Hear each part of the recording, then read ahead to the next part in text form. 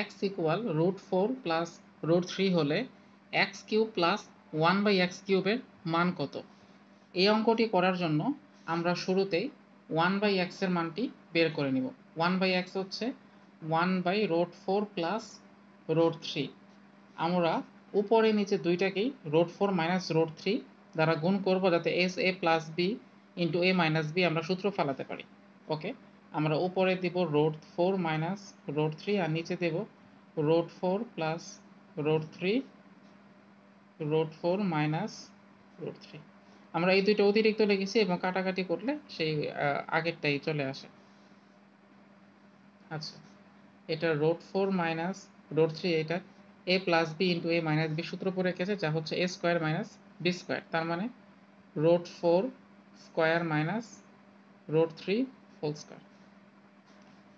√4 minus √3, এটা হবে 4 minus 3, 4 minus 3 1, তার মানে এটা হচ্ছে √4 মাইনাস √3।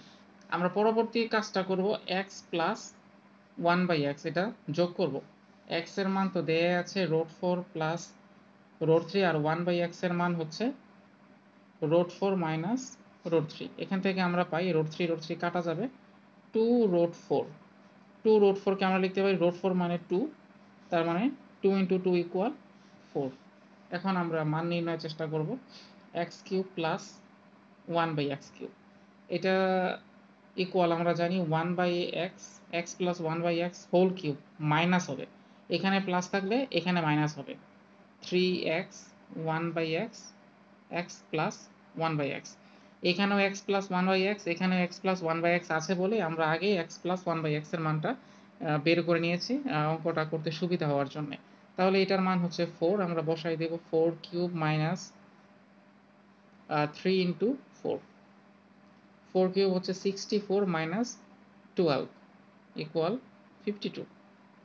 এটি হচ্ছে নির্ণেয় উত্তর।